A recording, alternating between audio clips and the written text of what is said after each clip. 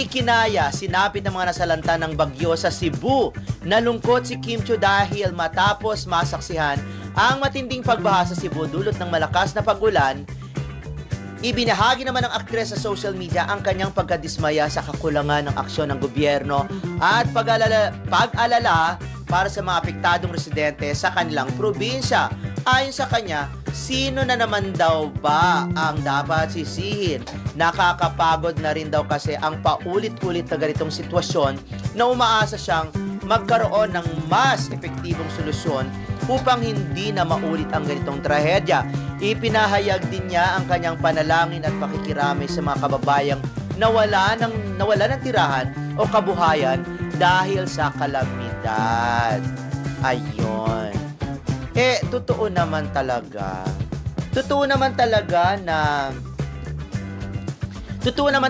na nakakadismaya talaga at nakakalungkot, nakakawindang, nakakaiyak ang mga sunod-sunod na mga kalamidad na humahampas sa atin, 'di ba?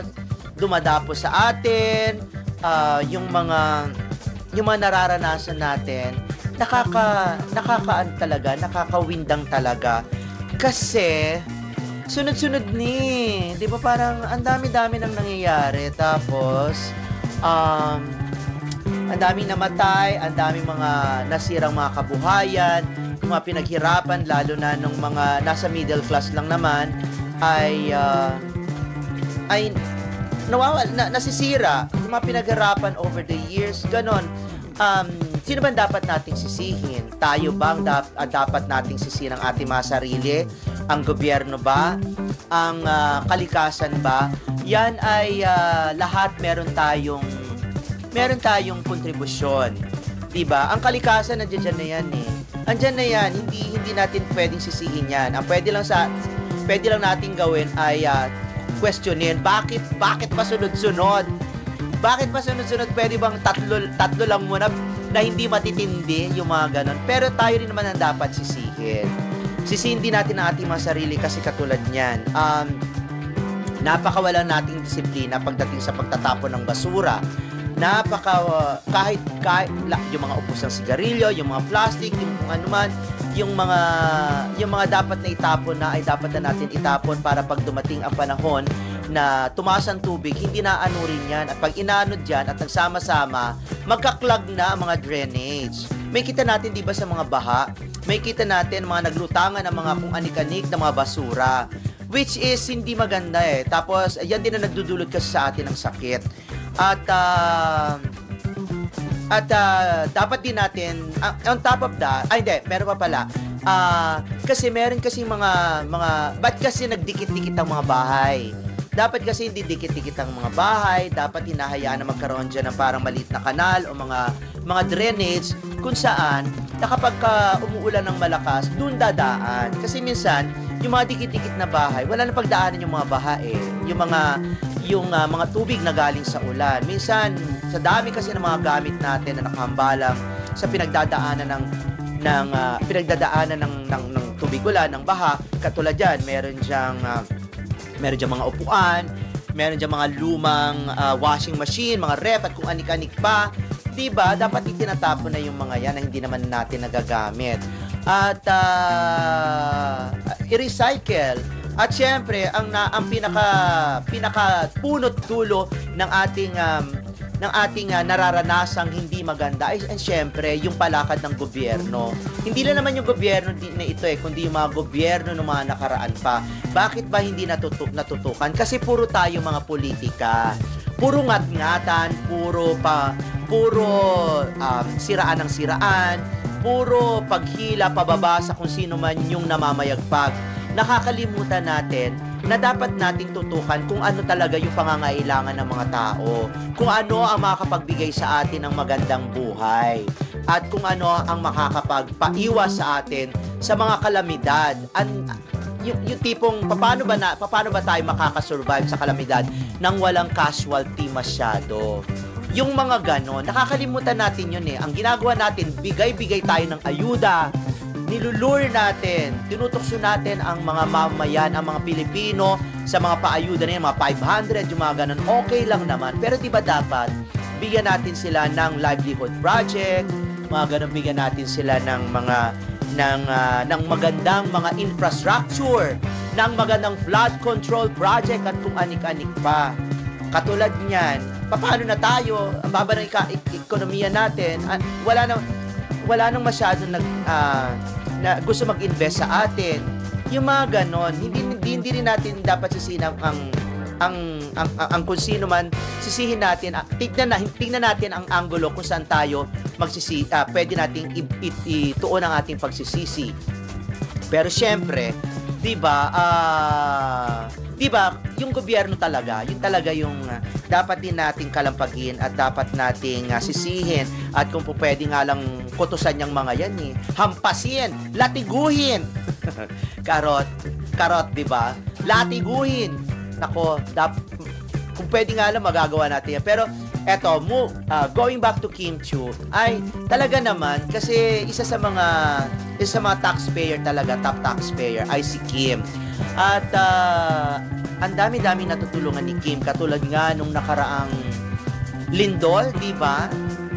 Mahigit 1 milyon ang nilabas ni Kim para lang matulungan ang mga nasalanta ng ng lindol at makapagpagawa ng mga shelter, ng mga bahay, kung ano man, para pansamantalang tirahan ng mga yan.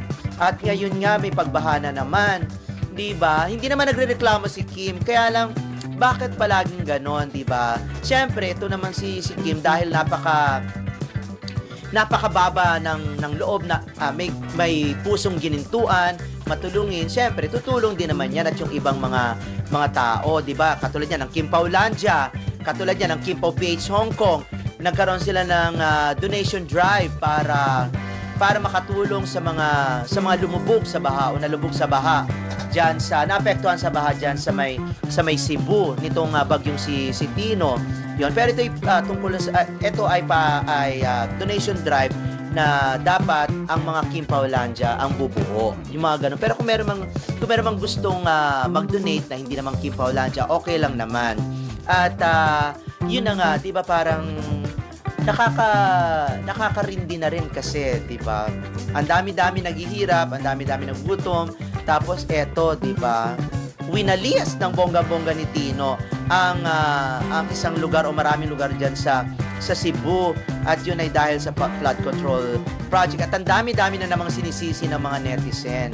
Alam niyo sa abroad marami namang mga tinatayong mga bahay sa bundok. Kaya lang yun kasi ay nasa isang lugar kung saan pinag-aralan ng bonggang-bongga. Alam niyo, nagpunta ako ng Hong Kong, malapit sa may airport, yung dadaanan namin pagkagaling namin sa airport, yung pinagdadaanan namin doon, yung dinadaanan naming lugar, mga tulay. Alam, makikita nyo, walang nakatira ni kahit na isang bahay dun sa kanilang bundok. Malapit pa yun sa dagat, ang paanan pa nun ay dagat. Walang nakatira na kahit isa. Dito sa atin, ang dami-daming nakatirang bahay o naitayong bahay sa bundok. Kaya naman, kapag ka bumaha, kapag ka lumakas ang ulan at may bagyo, ayun na. Yung tubig, dire-diretso sa baba. At hindi to nape-prevent ng mga puno kasi wala ni. Si Kim Chiu, na tubong Cebu, ay hindi napigilan ang kanyang emosyon nang makita ang kalagayan ng mga kababayan niyang nasalanta ng bagyo. Ayon sa mga ulat, agad siyang nagpaabot ng tulong sa pamamagitan ng pakikipag-ugnayan sa mga lokal na organisasyon at sa kanyang sariling team upang makapagbigay ng relief goods at suporta sa mga apektadong pamilya. Ibinahagi rin ni Kim sa social media ang kanyang panawagan sa mga kapwa-artista at netizens na tumulong sa mga nangangailangan. Nakaantig ng puso ang ipinakitang malasakit ni Kim Chiu sa kanyang mga kababayang tinamaan ng bagyo sa Cebu. Hindi na nakapagtataka na labis siyang naapektuhan sapagkat malapit sa puso niya ang mga taga Cebu. Dito siya lumaki. Dito niya unang naranasan ang hirap at determinasyong magtagumpay. Bilang isang public figure, pinatunayan ni Kim na hindi lang siya artista sa harap ng kamera, kundi isa ring tunay na tao na may malasakit at pusong handang tumulong sa panahon ng pangangailangan. Sa mga panahong tulad nito, Mahalagang may mga personalidad na tulad ni Kim na ginagamit ang kanilang impluensya hindi para sa pansariling kapakinabangan, kundi upang magbigay inspirasyon at magmulat sa marami. Ang kanyang emosyonal na reaksyon ay nagpapakikita ng tunay na empatiya, isang katangian na dapat pamarisan ng lahat. Sa gitna ng kalamidad, ipinapaala ni Kim Chiu na ang kabayanihan ay hindi nasusukat sa laki ng tulong, kundi sa sinseridad ng puso sa pagtulong. Tunay na nakakaantig na makita siyang muling nagbabalik sa kanyang mga ugat, dala ang mensahe ng pag-asa at pagmamahal para sa Cebu. Bukod sa matinding kalungkutan na naramdaman ni Kim Chiu para sa mga nasalanta ng bagyo sa Cebu, agad din siyang kumilos upang magpaabot ng tulong. Sa tulong ng kanyang pamilya at mga kaibigan, nag-organisa siya ng donation drive at relief operation para sa mga apektadong lugar. Personal niyang ipinahayag sa social media ang kanyang panawagan. Hindi ko kayang tignan na naghihirap ang mga kababayan kong Cebuanos. Tulungan natin silang makabangon. Kahit maliit na tulong, malaking ginhawa na para sa kanila. Ayon sa mga nakasaksi, labis na naging emosyonal si Kim habang nakikipag-usap sa ilang residente sa pamamagitan ng video call. Marami sa mga netizens ang nagpahayag ng paghanga sa kanya dahil sa kabila ng kanyang abalang schedule, hindi pa rin niya nakakalimutan ang kanyang pinagmulan. Ilan sa mga kapwa-artista rin ay nagpaabot ng suporta sa inisyatibang ito. Nagpahatid ng food packs, tubig at basic needs si Kim sa ilang barangay sa Cebu. Nagpasalamat siya sa mga fans na tumulong mag-ipon ng donasyon sa pamamagitan ng kanyang fan groups. Pinuri ng mga netizens ang kanyang kababaang loob at pagiging inspirasyon sa gitna ng trahedya. Ipinangako ni Kim na patuloy siyang tutulong sa mga susunod pang relief efforts hanggang sa makabangon ang mga nasalanta. Nakakatindig balahibo at sabay nakakaantig ang ipinakitang malasakit ni Kim Chiu sa kanyang mga kababayang tinamaan ng bagyo sa Cebu. Sa kabila ng kanyang kasikatan at tabalang buhay bilang artista, pinatunayan niyang higit pa sa pagiging celebrity. Isa siyang taong may pusong totoo at malasakit para sa kapwa. Ang kanyang emosyonal na reaksyon ay hindi lamang simpleng pakikiramay.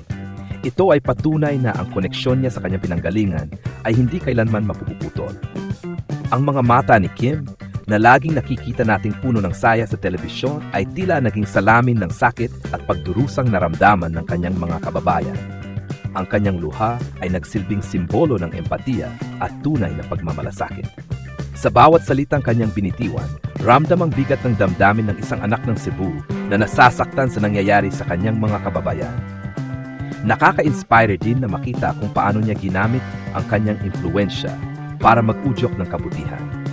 Hindi siya tumigil sa pakikiramay lamang, kundi kumilos upang magpaabot ng tulong at magbigay ng pag-asa. Sa panahon ngayon na madalas ay pinairal ang pagiging makasarili, ang mga ganitong uri ng kabutihan ay tunay na dapat pahalagahan at pamarisan. Sa kabila ng trahedya, si Kim Chiu ay nagsilbing liwanag, isang paalala na sa gitna ng unos, may mga pusong handang tumulong at magmahal.